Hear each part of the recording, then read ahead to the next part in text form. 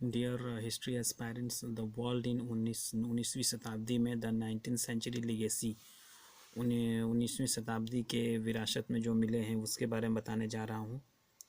When we have learned about the past through books, films, and television stories told by other people, we notice the differences and similarities between the time of our own. जब हम इन सब चीज़ों का अध्ययन करते हैं, we are aware the certain materials, things, and technologies that we use today, जो में भी यूज़ करते हैं, either did not exist in 19वीं 19th and were used by only the small numbers of people. 19वीं शताब्दी में यह बहुत कम लोगों द्वारा यूज की जाती थी. Yet in the terms of organization of human life, we have much in common with the people of year 1900. The unit will discuss the people in various parts of the world lived in 19th century. इस पाठ को पढ़ने के बाद हम पता चल पाएगा कि ये पीपल कैसे इसको यूज़ करते थे. जैसे after studying the lesson visualise population pattern different regions of the world in 19वीं शताब्दी, defined capitalist industrialisation, understand its social consequence, सामाजिक गतिविधियाँ, रिलेशन ऑफ कॉलोनियलिज्म, उपनिवेशवाद का संबंध, visualise modern pattern of energy and resource use, and analyse the emergence of modern political ideologies and mobilisation को देखेंगे. Structure of world population 19वीं शताब्दी में 1.5 बिलियन यानी 150 करोड़ थे. चाइना और India were then as today.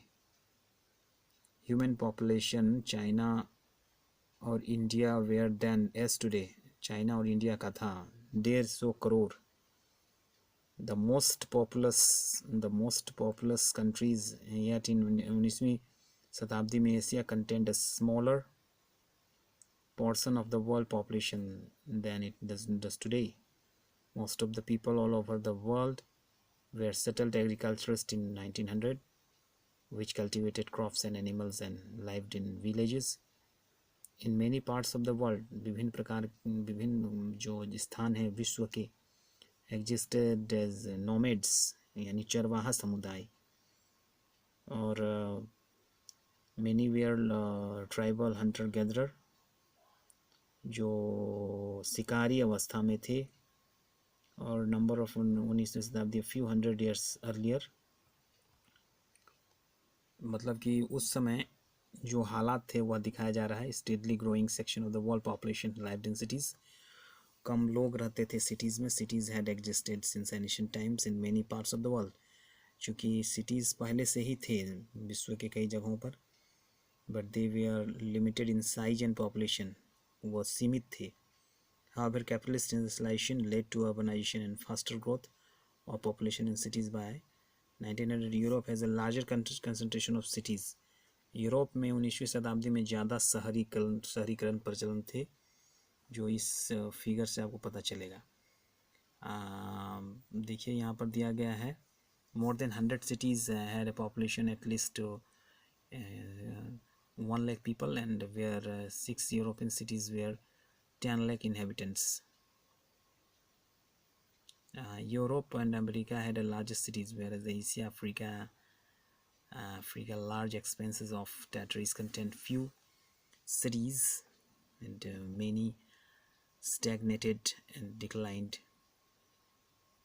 compared to hundreds of years earlier. Most of the large cities outside the Europe in 1900 were 100 or 200 years old, like Sydney and Chicago जो हैं, Sydney Australia, Chicago, and were inhabited mostly people in European origin. Some like Calcutta in Bengal and grew under British rule. Calcutta में भी कुछ शहरीकरण थे जो British के अधीन थे. यहाँ देखिए ओवर 4 मिलियन, 2 से 4 मिलियन, 1 से 2 मिलियन, 50,000 से 1 मिलियन, 25,000 से 50,000. इसमें स्पोर्टिंग किया गया है. बड़े बिंदु को देखिए, जैसे लग्जमबर्ग सबसे ज़्यादा दिख रहा है. फिर आपका और सब एरिया है, स्वीडन, नॉर्वे देख रहे हैं, जर्मनी, रसिया, फ्रांस. ये 19वीं शताब्दी के शहरीकरण क्षेत्र हैं. इसके आधार पे आगे भी यहाँ दिखा गया है urbanisation of early 20th century in Europe. और देखिए urbanisation of the earliest 20th century, हमें देखिए बड़े स्पोर्ट्स दिखाए गए, नीदरलैंड, लग्जमबर्ग, तो यहाँ टोटल ये बॉक्सेस में दिखाया गया कितने पॉपुलेशन है यहाँ, और अगले वीडियो में बताने का प्रयास करूँगा इंडस्ट्रियलाइजेशन एंड सोशल क्लासेज। अगले वीडियो में बहुत कुछ, तब तक के लिए धन्यवाद, थैंक यू।